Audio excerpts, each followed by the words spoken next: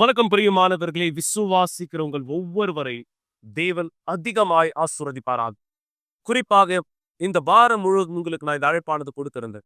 விடுதலைக்கான மாபெரும் கூட்டமாய் எங்களோடு இந்த விசுவாசத்தில் இணையும்படியாக இந்த நாள் பல மக்கள் இந்த விடுதலையை தன் வாழ்க்கையில் இந்த பெற்றவராய் இந்த புறப்பட்டார்கள் கூட்டத்திலிருந்து. ஆம், எது அசுத்தமானதாய், செய்வனையாய், சாபமாய், தற்கொலை எண்ணங்களாய் உங்களுடைய ஆத்துமாவை அழிக்க வகை தேடுகிறதா இந்த இடத்துல இருக்கிறதோ, இந்த அசுத்தத்தினுடைய வேலை நிறுத்தப்பட்டது.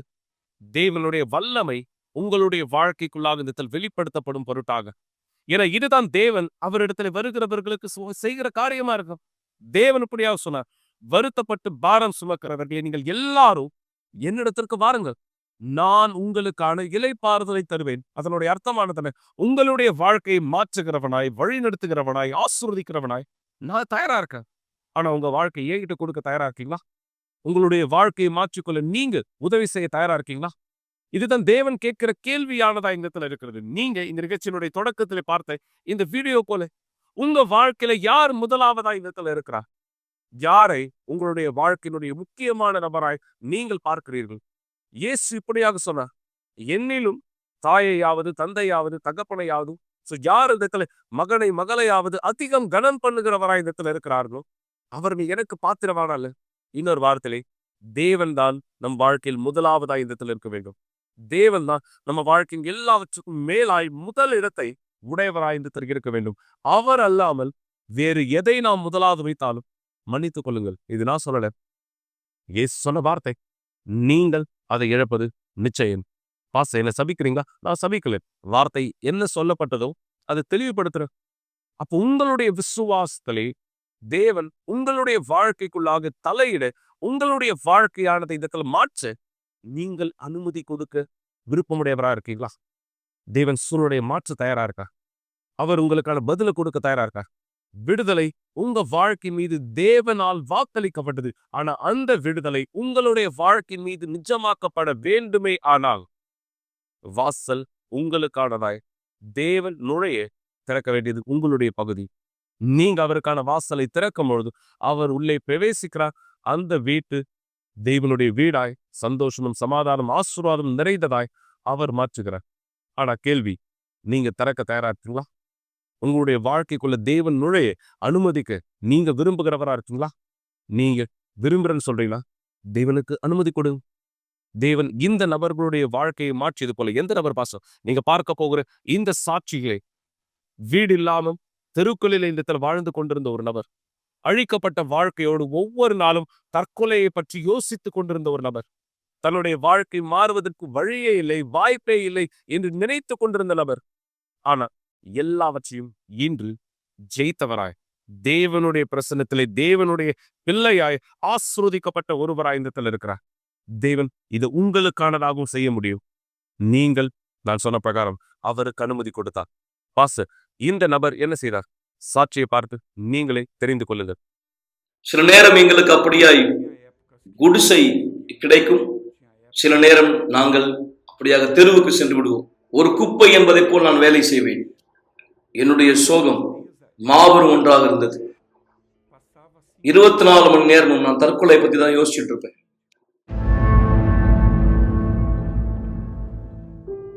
என்னுடைய குழந்தை பருவம் மிகவும் சோககரமான ஒன்றா இருந்தது. எனக்கு 3 வயது இருக்கும்போது என்னுடைய தந்தை இறந்துட்டார். இதனால நான், என்னுடைய சகோதரர்கள், என்னுடைய தாய், நாங்கள் எல்லாருமே தெருவுக்கு வர வேண்டிய ஒரு நிலைமை.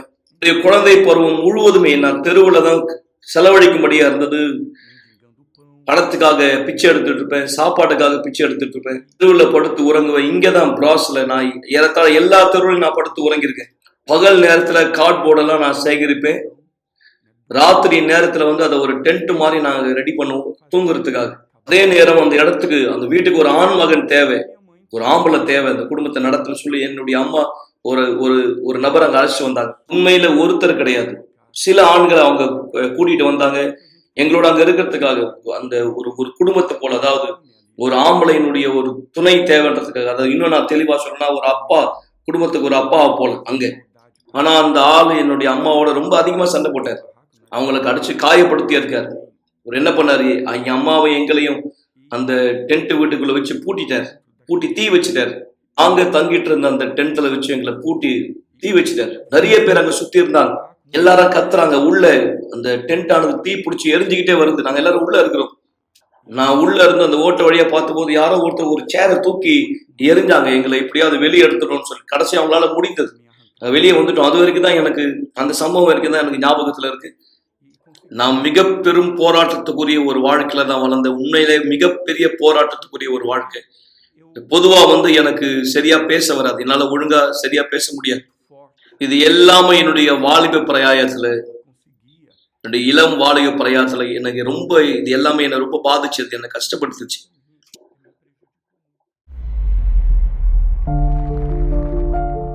எனக்கு நல்லா ஞாபகம் இருக்கு. ஒரு நாள் ராத்திரி பயங்கரமான ஒரு குளிர். இந்த சாலை ஓரமா, பிளாட்பாரத்து ஓரமா என்னுடைய அம்மா ஒரு டென்ட் மாதிரி ஏற்படுத்துறாங்க இங்க பிராஸ்ல அந்த இடத்துல. நாங்க அங்கதான் அன்னைக்கு ராத்திரி தூங்கணும். ஒரு நாள் ஞாயிற்றுக்கிழமை காலை, அந்த ஞாயிற்றுக்கிழமை காலை அதாவது உறைஞ்சு போற மாதிரி குளிர் நேரம். இந்த காலை வேளையில ஒரு பெரிய ட்ரக்கு இந்த சாலை ஓரமா பிளாட்பாரத்தை ஃபுல்லா செட்ல வச்சு தண்ணி பீச்சி அடிச்சு எல்லாத்தையும் கிளீன் பண்ணிட்டு இருக்காங்க. அவங்க நினைச்சாங்க, நான் நினைக்கிறேன் அவங்க நினைச்சாங்க அதெல்லாம் குப்பை அழுக்குன்னு சொல்லி.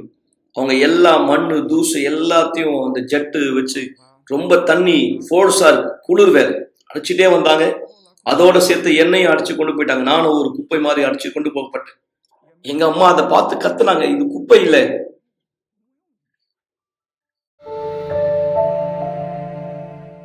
நான் ஒரு குப்பையை போலதான் வளர்ந்தேன்.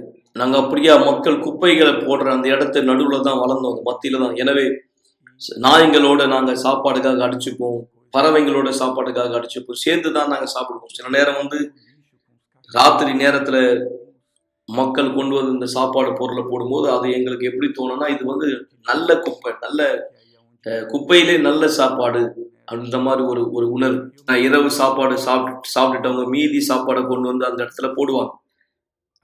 எனக்கு நினைவு இருக்கு, அந்த இடத்துல ஒரு ஸ்டேஷன் கிட்ட நானு, என்னுடைய அம்மா, நாங்க எல்லாரும் பணத்துக்காக பிச்சை எடுத்துட்டு இருந்தோம் அந்த இடத்துல. அங்க இருந்த ஒருத்தர் என்னை கடத்திட்டு போயிட்டாரு. எனக்கு நினைவு இருக்கு. ஒரு நாள் 2 நாள் இல்லை, ரொம்ப நாள் நான் அவரோட தான் இருந்தேன். என்னை கடத்திட்டு போயிட்டாரு. என் அம்மா இல்லாம நான் தனியா இருந்த பல நாட்கள். இந்த டிராபிக் லைட் இருக்கிற இடத்துல போயிட்டு நான் பிச்சை எடுத்து அவர் கொடுக்கறதுக்காக. ஏன்னா நான் அப்போ சின்ன பையனா இருந்தேன். அப்போ என்னுடைய வேலை அங்க டிராபிக் லைட்ல நிறைய பணம் சம்பாதிச்சு அவர் கொடுக்குறது. இந்த சமயம் நான் போதை பழக்கத்துக்கு அடிமையான, வீடு நிறைய எடுத்துக்கிட்டேன். என் மேல குளூ கூட நான் எடுத்துக்கிட்டேன், அந்த வாசனை என் மேல இருக்கும். ஒரு இளைஞனா வாலிப பிரயாத்துல நான் ரொம்ப சோகமா கவலையா இருந்தேன். மிக பெரும் அளவுல அது என்னை பாதித்தது. 19 வயசு எனக்கு இருக்கும்போது நான் சாந்தோஸ் அந்த இடத்துக்கு போயிட்டேன். நான் அங்க சுரங்கப்பாதை கீழே, பாலத்துக்கு கீழே தான் நான் இருப்பேன். அங்கேயே நான் ஒரு குப்பையை போலதான் என்னை பார்த்து, என் மனசுல அந்த எண்ணம் பதிஞ்சிருச்சு, நான் ஒரு குப்பை அப்படின்ற மாதிரி. பல தடவை நான் தற்கொலைக்கு முயற்சி பண்ணியிருக்கேன். மன அழுத்தம் அவ்வளவு அதிகமா இருந்தது. சோகம் எனக்குள்ள ரொம்ப அதிகமா இருந்தது. அன்னைக்கு நான் சொன்னேன், இந்த நாள் தான், அவ்வளவுதான், இந்த நாள் தான் என்னுடைய நாள். நான் இறக்க போற நாள், என் வாழ்க்கை இன்னைக்கு முடிச்சுக்க போறேன், நான் இனி இருக்க மாட்டேன், இதான் என்னுடைய நாள், நான் அப்படின்னு தீர்மானிச்சிருந்தேன். அந்த நேரம் நான் என்னுடைய சகோதரனை பார்த்தேன். அந்த இடத்துல நான் ரொம்ப சோகமா கவலையா இருக்காத என் சகோதரன் பார்த்தான். என்னை அவன் கூப்பிட்டான். அந்த நேரம் அவன் ஏற்கனவே யூனிவர்சிட்டி ஆளுக்கு போயிட்டு இருந்தான். என்னுடைய வாழ்க்கைக்கு முடிவு நாள் அப்படின்னு நினைச்சு நான் அவன் கொடுத்த அந்த அழைப்பை நான் ஏத்துக்கிட்டேன்.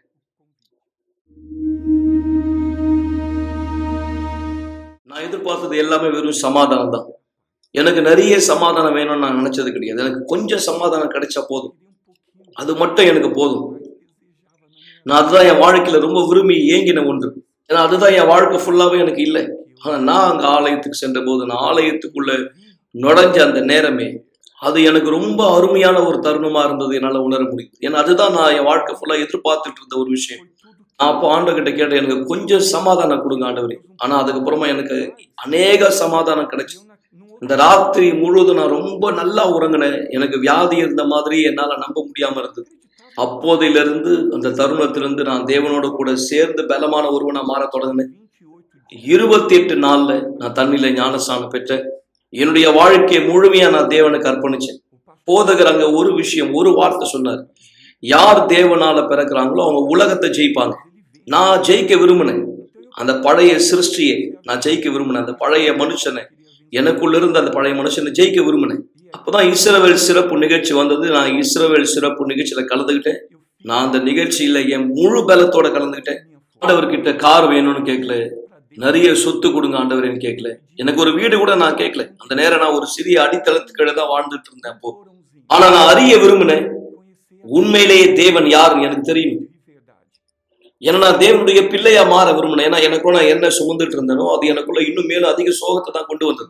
ஏன்னா எனக்கு ஒரு தந்தை வேணும்ன்ற ஏக்கம் தான் எனக்குள்ள இருந்தது. எனக்கு ஞாபகம் இருக்கு, அந்த இஸ்ரவேல் சிறப்பு நிகழ்ச்சியில நான் என் முழு பலத்தோட கலந்துக்கிட்டேன். நான் ஆண்டவர்கிட்ட ஒரே ஒரு விஷயம் தான் கேட்டேன், நீங்க யாருன்னு தெரிஞ்சுக்கணும். அதுதான் என்னுடைய மாபெரும் கனவாக இருந்தது. அந்த மாதம் என் கையில வர எல்லாவற்றிலுமே நான் எடுத்து கவர்ல வச்சேன், எல்லாத்தையும் கவர்ல வச்சேன். என் தியாகத்தை நிறைவேற்றக்கூடிய அந்த தேதி, அந்த நாள் நான் பீடத்துக்கு போனேன். என்னுடைய வாழ்க்கையை அர்ப்பணிக்கும்படி எது என்னுடைய வாழ்க்கையா இருந்தது? அந்த குப்பை. ஞாயிற்றுக்கிழமை அன்னைக்கு நான் என்னுடைய தியாகத்தை நிறைவேற்றினேன், எனக்கு ஞாபகம் இருக்கு.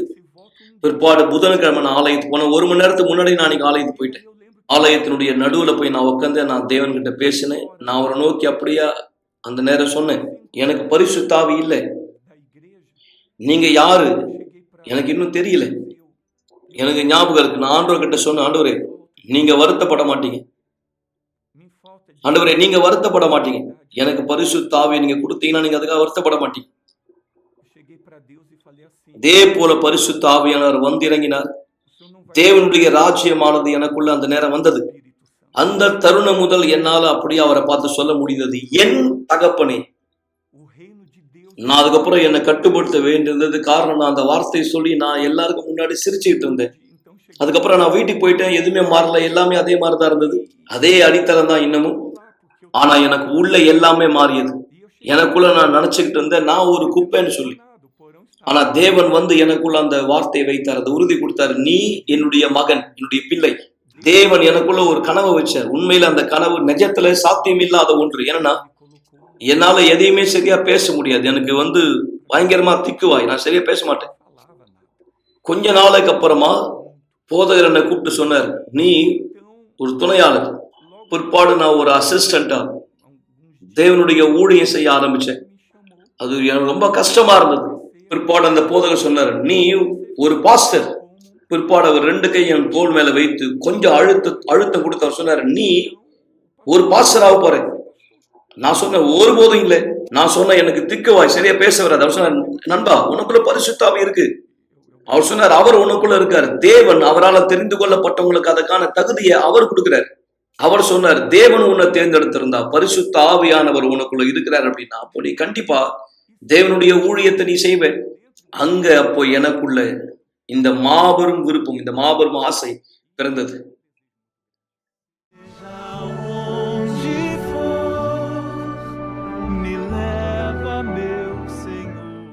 இன்னைக்கு 28 வருஷமா நான் ஒரு பாஸ்டரா இருக்கிறேன். எனக்கு திருமணமாகி இருக்கு. திருமணமாகி 22 வருஷம் ஆகுது தாட்டியாவோடு. நாங்க உண்மையிலே சந்தோஷமா இருக்கிறோம். பீடத்தின் மேல அங்க இந்த பலன் உண்டு, மாபெரும் பலன் உண்டு. ஆத்துமாக்களை ஆதாயப்படுத்தக்கூடிய அந்த சக்தி, பேசக்கூடிய சக்தி, பிரசங்கிக்கக்கூடிய அந்த பலன், இந்த பலன் உண்மையில இந்த திக்குவாய் எனக்கு என்னை விட்டு மறைந்தது. கண்டிப்பா பேசுவது கடினமா இருந்தது. ஆனா பீடத்து மேல நான் பேசுறேன், அநேக மக்களுக்கு நான் பிரசங்கிக்கிறேன். திக்குவாயோட இருந்த பேச கடினமான ஒருத்தரை தேவன் தேர்ந்தெடுத்திருக்கார். படிப்பு சம்பந்தமான எந்த ஒரு தகுதி இல்லாத ஒருத்தர், அப்படியாதான் கர்த்தர் தேர்ந்தெடுக்கிறார். உலகத்தினுடைய பைத்தியமானவைகளை கர்த்தர் தேர்ந்தெடுக்கிறார், இவ்வுலகத்துல இருக்கிற ஞானிகளை வெட்கப்படுத்தும்படி. நல்லது மக்களே, பார்த்தீங்களா? வீடு இல்லாமல் அழிக்கப்பட்ட வாழ்க்கையில் இருந்த நபர். ஒருவேளை யார் நிகழ்ச்சியை பார்த்துட்டு நீங்கள் உங்களுடைய பல பிரச்சனைகளாலே மூழ்கடிக்கப்பட்டவராய், நீங்க அந்த பிரச்சனையில ஒவ்வொரு நாளும் முழுகிட்டு இருக்கீங்க, அந்த ஆழத்திற்கு போய் கொண்டிருக்கிறீர்கள். நீங்கள் சுவாசிக்க முடியாதபடி நீங்கள் மூச்சு திணறலை சந்திக்கிறவராய் இந்த இடத்துல மாறுறீங்க. ஏன்னா உங்க பிரச்சனை உங்க தோள்களில் உங்களுடைய சுமையாய் அதிகமாய் மாறிக்கொண்டே இருக்கிறது. என்ன செய்யுதுன்னு தெரியல, எப்படி செய்யறதுன்னு தெரியல, எப்படி சூழ்நிலையை மாற்றிக்கொள்ளு தெரியல. எனவேதான் நீங்க இப்படியான நிலையில் இருந்தால் உங்களுக்கான இந்த சரியான செய்தி நான் சொல்ல விரும்புறேன். இயேசு மாறாத தேவனாய் இருக்கிறார். உங்களுக்கு உதவி செய்ய அவர் விருப்பமுள்ள தேவனாய் இருக்கிறார். இந்த வாரம் முழுவதும் ஒவ்வொரு நிகழ்ச்சியிலும் நீங்க பார்க்கிற சாட்சிகள் உங்களுடைய சாட்சிகளாக இந்த இடத்துல இருக்க முடியும். உங்களுடைய வாழ்க்கையும் தேவன் மாற்ற முடியும். எனவே ஸ்கிரீன்ல பார்க்கிற இந்த உதவி எண்களில் போன் மூலமாக, வாட்ஸ்அப் மூலமாக உங்களுக்கு தொடர்பு கொள்ளுங்க. தேவன் உங்களுக்காக இந்த இடத்துல வைத்திருக்கிற இந்த திட்டத்தில் உங்களை நகர்த்திக் கொள்ள விசுவாசத்தில் இங்கு நாங்கள் உங்களுக்காக கொடுக்கிற அழைப்பை ஏற்றுக்கொள்ளுங்க. தேவன் அதி அற்புதமான காரியத்தை உங்களுக்கானதை செய்ய முடியும். தெய்வனைகளாய், சாபங்களாய், பொறாமைகளாய், கந்துர்ச்சியாய் எதெல்லாம் உங்கள் வீட்டை, உங்கள் வாழ்க்கையை அழைத்துக் கொண்டிருக்கிறதோ தேவனோடு நீங்கள் அது எல்லாவற்றையும் இந்த இடத்துல ஜெயிக்க முடியும். எனவே மக்களே, உங்களோடு சேர்ந்து இந்த விசுவாசத்தினுடைய ஜெபத்தை நான் செய்வதற்கு முன்பாக இன்னொரு அருமையான ஆசீர்வதிக்கப்பட்ட குடும்பத்தினுடைய சாட்சி, கணவனாய், மகனாய், மனைவியாய், மகளாய் இந்த வீடு எப்படியாக இந்த இடத்தில் இருந்தது, இந்த சூழ்நிலை, கெட்ட பழக்கங்களை எப்படியாக இந்த வீடு இந்த இடத்தில் நிறைந்ததா இருந்தது. ஆனா இன்று இந்த குடும்பம் தேவனால் ஆசீர்வதிக்கப்பட்ட குடும்பம். எப்படி நீங்க சாட்சியை பாருங்க. இது உங்களுடைய குடும்பத்திற்குள்ளாகும் தேவன் அவருடைய ஆசீர்வாதமான திட்டமாய் வெளிப்படுத்த முடியும். சாட்சிக்கு பிற்பாடு நாம் இதே ஆவியில் தேவனுடைய விடுதலையின் வல்லமையும் நம் வாழ்க்கையில் இந்த இடத்தில் வெளிப்படுத்தப்படும் முடிய ஒன்றிணைந்து கேட்கலாம். சாட்சியை பாருங்க, பிற்பாடு ஜெபத்தில் இணையலாம். என்னுடைய பெயர் சூசன். நான் யூனிவர்சல் ஆலயத்துக்கு வர்றதுக்கு முன்னாடி என்னுடைய குடும்பம் அழிக்கப்பட்டதா இருந்தது. கெட்ட பழக்கத்தினாலும் ஒருத்தர் நம்பாததுனாலும் சமயம் நான் கேலி செய்யப்படுவேன். நான் ஒரு ஆணை போல நடந்துக்கிறதுனால என்னுடைய கணவரை கூட நான் கட்டுப்படுத்த நினைச்சிருக்கேன். நான் என் கணவரோட சரிசமமாக நடந்துக்க நினைப்பேன். என் கணவர் குடிக்கிறாரா, சரி நானும் போய் குடிக்கிறேன் அப்படின்னு சொல்லி நான் குடிப்பேன். நான் பார்ட்டிகளுக்கு போவேன். வீட்டில் ஒரு குழப்பமான சூழ்நிலை ஏற்படுத்துவேன். வீட்டில் நாங்கள் நிறைய சண்டை போடுவோம். ஏன்னா அவர் நிச்சயமாக ஒரு ஆணாக இருக்கார், நானும் ஆணாக இருக்க நினச்சதுனால நாங்களும் சண்டை போடுவோம். ஒரு குழப்பமான சூழ்நிலை நடக்கும். அவர் என்னை அடித்து கீழே தள்ளுவார். சில சமயம் மேலே குதிச்சு நானும் உனக்கு சரிசமமாக இருக்கேன்றதை காமிக்க நினைப்பார். ஒரு குழப்பமான சூழ்நிலை ஏற்பட்டது. எனக்கு நல்லா ஞாபகம் இருக்குது. ஒரு முறை அவர் என்னை அடித்து கீழே தள்ளி என் முடியை இழுத்து என்னை அடிக்க முயற்சி செய்தார். என்னுடைய திருமண வாழ்க்கையானது மிகவும் மோசமான நிலைமையில் இருந்தது. ஏன்னா என்னுடைய கெட்ட பழக்கத்தினாலையும் என்னுடைய குடி பழக்கத்தினாலையும் மட்டும்தான். அநேக பேர் சொல்லுவாங்க, என்னை இவர் அந்தளவு அதிகமாக குடிக்கிறாரு, வீட்டுக்குள்ளாக இருந்து இவருடைய மனைவி ஆணாக இருந்து எல்லா வேலையும் பார்த்துக்கிறாங்கன்னு சொல்லுவாங்க. இதனால தான் நான் வீட்டுக்குள்ளாகவே இருப்பேன், வீட்டுக்குள்ளே தூங்கிட்டு இருப்பேன். சில நேரத்தில் நான் வெளியே போயிட்டு குடிப்பேன். நான் புகையானது பிடிப்பேன். அது மட்டும் இல்லாமல் நான் வீட்டு வெளியே போயிட்டு அங்கே குடிச்சிட்டு சில வாரங்கள் அங்கேயே வெளியே தங்குவேன். நான் வீட்டுக்கு திரும்பி வரமாட்டேன். என் மனைவி தான் வீட்டில் ஆணாக இருந்து எல்லா வேலையும் பார்த்துப்பாங்க. அதுதான் எங்கள் வீட்டுக்குள்ளாக அநேக பாதிப்பு கொண்டு வந்திருக்கு. எங்கள் வீட்டுக்குள்ளாக நாங்கள் 2 பேருமே கொலை பண்ணுற அளவு சண்டை போட்டுப்போம். சில நேரத்தில் எங்கள் பக்கத்து வீட்டுக்காரங்க எங்களை பார்த்து ஓடி போவாங்க. நாங்கள் நிறைய குடிச்சிருக்கோம். குடிக்கு நிறைய பணத்தை செலவழிச்சிருக்கோம். நிறைய நேரம் என்னுடைய கணவர் புகைப்பழக்கத்துக்கு அடிமையானவராக இருந்தார். இன்னும் பல காரியத்தில் செலவழித்தார். ஒரு நேரம் நாங்கள் உணர்ந்தோம், உண்மையாகவே இது ரொம்ப கடினமானதாக இருந்ததுன்னு. குடியிலையும் மற்றும் புகைப்பழக்கத்துலேயும் அதிக பணத்தை செலவழிச்சிட்டு இருந்தோம். பல பண நெருக்கடிகளை கடந்து போனோம். சில சமயம் கூட உணவு இருக்காது, சமயம் வீட்டில் கேஸ் இருக்காது, சாப்பிட பொருட்கள் சில சமயம் இருக்காது. உண்மையாகவே இந்த சூழ்நிலை ரொம்ப கடினமானதாக எங்களுக்கு இருந்தது. சில நேரத்தில் வீட்டில் சாப்பாடு இருக்காங்கன்னு நாங்கள் பார்க்க மாட்டோம். நாங்கள் வேலை செய்வோம். திங்கள்லேருந்து வெள்ளிக்கிழமை வர திங்கக்கிழமை எதுவும் இருக்காது, ஞாயிற்றுக்கிழமை எதுவும் இருக்காது. பிற்பட நாங்கள் கடன் வாங்குவோம், கடன் திருப்பி செலுத்துவோம், திருப்பி எங்கிட்ட எதுவும் இருக்காது. இது மட்டும் இல்லாமல் புகைப்பிடிப்பேன். நான் இரவு நேரத்தில் நான் விளையாட போவேன் வெளியே. எங்களுக்கு எந்த சேமிப்பானது இருக்காது. வாழ்க்கைக்காக நாங்கள் எந்த ஒரு விஷயத்தை பற்றியும் கவனிக்க மாட்டோம். என் மகள் இளையவளாக தான் இருந்தா, ஆனால் எங்கள் 2 பேருக்குமே அவளுக்கு எந்த ஒரு மரியாதையுமே இல்லை. சமயம் நாங்கள் சண்டை போடுறது அவளும் பார்ப்பா. அது அவளை அந்தளவு பாதிக்கும். அவள் யார் பக்கத்தில் நிற்கிறதுன்னு கூட தெரியாது. என்ன இது அதிகமாக பாதிப்படைய செய்தது. ஆனால் எப்போவுமே நான் இதை வெளியே காண்பிக்க மாட்டேன். எனக்குள்ளாக நான் அதை தொடர்ந்து வச்சுட்டே இருந்தேன். நான் எப்பொழுதுமே எனக்குள்ள எல்லாமே சரியா இருக்கு அப்படின்றது மாதிரி வெளியே காண்பிச்சுப்பேன். ஆனால் எனக்குள்ளாக இந்த விஷயம் ரொம்ப ஆழமாக இருந்தது. என்னுடைய பெற்றோர்கள் ஒருத்தர் பார்த்து கத்துவாங்க, அவங்க சண்டை போடுவாங்க, சில நேரம் பேசாமல் இருப்பாங்க. ஆனால் ஒன்று மட்டும் எனக்கு தெரியும், அவங்களுடைய திருமண வாழ்க்கை எதுவுமே சரியா இல்லை. அவங்க எனக்கு கொடுத்த உதாரணம் எல்லாமே தவறாக இருந்தது. அவங்கள பற்றி எந்த ஒரு மரியாதையும் எனக்குள்ளாக இல்லை. காரணம், அந்த மரியாதை உருவாக்குறதுக்கான எந்த ஒரு இடமும் அந்த இடத்துல இல்லை. எனக்குள்ளாக ஒரு விஷயத்தில் மட்டும் நான் உறுதியாக இருந்தேன், அவங்க எனக்கு நல்ல பெற்றோர்கள் கிடையாது. அவங்க 2 பேரும் சேர்ந்து பார்ட்டிக்கு போவாங்க. ஒரு பெண் குழந்தைய நானும் அவங்களோட போக வேண்டியதாக இருந்தது. எனக்கு வேற எந்த வழியும் இல்லை, அவங்களோட போறது மட்டுமே என்னுடைய ஒரே வழியா ஒரு இருந்தது. பெற்றோராக என் மகளுக்கு நாங்கள் ஒரு கெட்ட உதாரணமாக தான் இருந்தோம். பார்ட்டிக்கு போனோன்னா அவள் எங்கள் கூடயே தான் இருப்பாள். ஏன்னா அவள் எங்களுக்கு ஒரே மகளாக இருந்தா. பார்த்துக்க யாருமே இல்லை, அதனால நாங்கள் அவளை எங்கள் கூடயே கூட்டிகிட்டு போயிடுவோம் அந்த இடத்துக்கு. ஒரு நாள் நாங்கள் அவளை எங்கள் கூடயே கூட்டிகிட்டு போனோம், நானும் என் கணவரும். நாங்கள் அங்கே குடிச்சிட்டு கொண்டாடிட்டு இருந்தோம். அவள் எங்களுக்காக அங்கே காத்து கொண்டு இருந்தா, எங்களை பார்த்துட்டு இருந்தா. ஒரு தாயாக நான் அவளுக்கு கெட்ட உதாரணமாக தான் இருந்தேன். அதை பார்த்து தான் அவள் எங்கள் கூட வளர ஆரம்பித்தா. டிவி ப்ரோக்ராமில் நான் சில சாட்சிகளை பார்த்துட்டு இருந்தேன். ஒரு குடும்ப உறுப்பினர் அங்கே சொல்லிட்டு இருந்தாரு, அங்கே போனால் மக்கள் ஆசிர்வதிக்கப்படுறாங்கன்னு. அங்கே ஆசிர்வதிக்கப்படுறாங்கன்னு சொன்னாங்க. அதனால நாங்கள் போக நினச்சேன். அங்கே போக முடிவெடுத்தேன். முதல்ல நான் எனக்கான தொடர் சங்கிலி ஜெபத்தை செஞ்சேன். இதே போல் இருக்க விரும்பல, நான் வித்தியாசமான நபராக இருக்க விரும்புகிறேன்னு நினச்சேன். முதல்ல விடுதலைக்காக போராடினேன். ஒவ்வொரு வெள்ளிக்கிழமையும் போனேன். போதகர் சொன்ன காரியங்களை நான் செயல்படுத்தினேன். ஞாயிற்றுக்கிழமைகளிலும் போவேன். என் குடும்பத்துக்காக ஜெபிப்பேன், ஆசிர்வதிப்பேன், தண்ணீரை ஆசிர்வதிப்பேன், எண்ணெயை கொண்டு போவேன். என் கணவருடைய தலையணையை அபிஷேகப்படுத்துவேன். அந்த சட்டையை பரிசுத்த தண்ணீரால் சுத்தப்படுத்துவேன். தேவன்கிட்ட சொன்னேன், தேவனே என்னை மாற்றுங்க, என் மூலமாக என் குடும்பத்துக்காக போராடும்படி.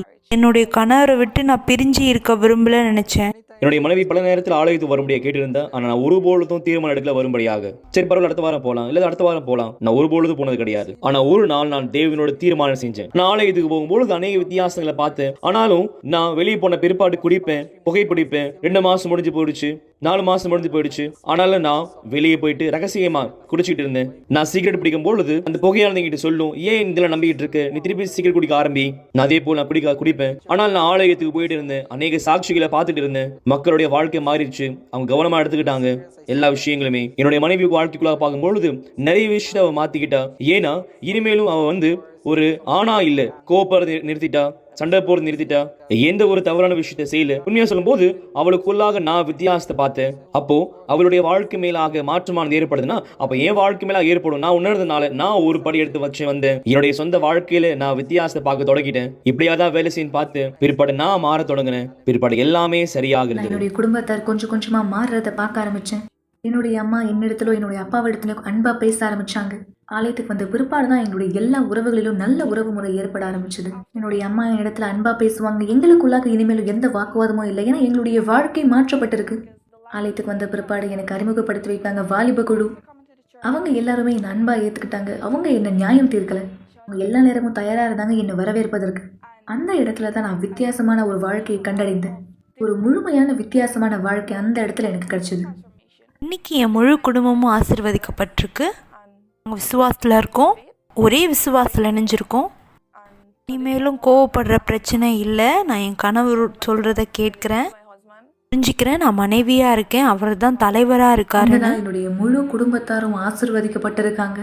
நாங்கள் அனைவரும் ஒன்றா சேர்ந்து தேவனுக்கு ஊழியம் செய்துட்டு இருக்கோம். நான் இந்த இடத்துல வாலிப குழுல ஒன்னா சேர்ந்து வேலை செஞ்சுட்டு இருக்கேன். என்ன போல அல்லது என்னை விட மோசமான பிரச்சனையை கடந்து போற வாலிபர்களுக்கு உதவி செய்யும்படி நான் அந்த இடத்துல அவங்களோட இணைந்திருக்கேன். நான் அவங்களோட சேர்ந்து ஊழியத்துக்கு போவேன். அந்த இடத்துல வாலிபர்களை பார்த்தா அவங்க இடத்துல என்னுடைய சாட்சியை பகிர்ந்து சொல்லுவேன். தேவன் என்னுடைய முழு குடும்பத்தை ஆசீர்வதிச்சிருக்கிறார்.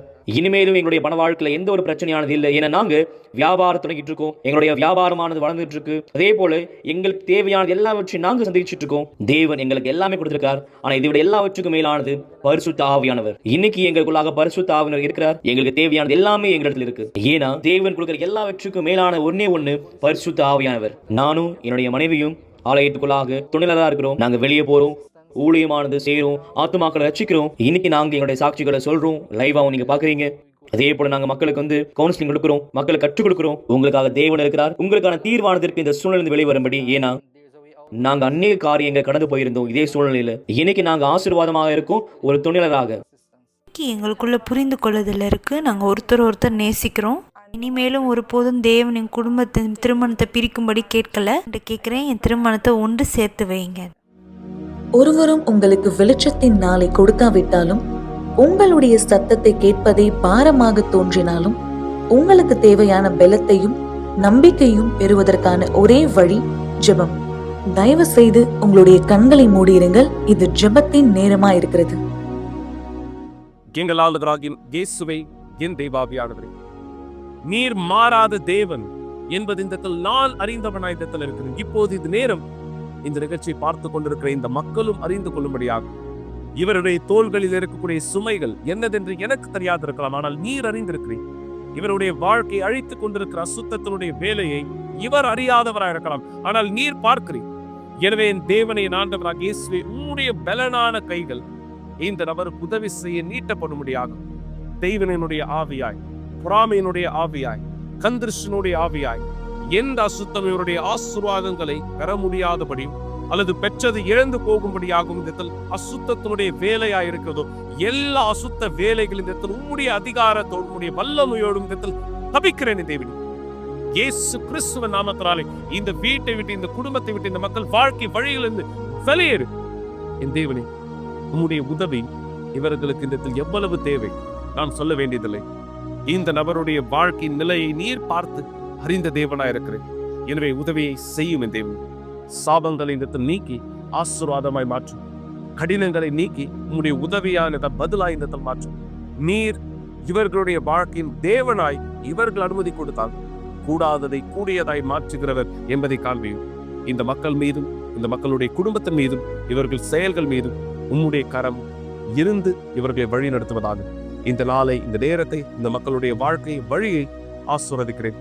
பரிசுத்த ஆவியானவரே, உம்முடைய பரிசுத்த பிரசனத்தோடும் இந்த மக்கள் மீது உம்முடைய குணமாக்கல், விடுதலை, ஆசீர்வாதத்தை அறிக்கை செய்கிறேன். அதே விசுவாசத்திலே இவர் கரங்களை வைத்திருக்கிறது தண்ணீரையும் அபிஷேகப்படுத்துகிறேன். உம் வல்லமை வெளிப்படுத்தப்படுவதாய் இயேசு கிறிஸ்துவின் நாமத்தினாலே ஆமென். தேவன் உங்களோடு கூட இருக்கிறார். அவர் உங்கள் வாழ்க்கையை வழி நடத்த விருப்பம் உள்ளவராய் இடத்தில் இருக்கிறார். எனவேதான் மக்களை, தேவனுக்கு அனுமதி கொடு. குறிப்பா இந்த ஞாயிற்றுக்கிழமை காலை 9:30 மணிக்கு நீங்கள் விசுவாசத்தில் எங்களோடு இணைய உங்களை நாங்கள் இடத்தில் வரவேற்கிறோம். என இந்த ஞாயிற்றுக்கிழமை 9:30 மணி கூட்டத்தின் தொடக்கத்தில் நீங்கள் சாலமோன் மண்டபத்தின் ஆசீர்வதிக்கப்பட்ட தண்ணீரை உங்களுடைய தண்ணீர் பாட்டிலோடு இந்த பெற்றுக்கொள்ள போகிறீர்கள். குணமாக்குதலுக்காய், விடுதலைக்காய், ஆசீர்வாதங்களுக்காய் தேவனுடைய வழிநடத்தலின் தொடக்கத்தை நீங்கள் பெற்றுக்கொள்ளும்படி எனவே தவறவிடாதீர்கள். இந்த ஞாயிற்றுக்கிழமை காலை 9:30 மணி கூட்டத்தில் எங்களோடு இணைய தேவன் உங்களோடு இருப்பார். சென்று பாருங்க.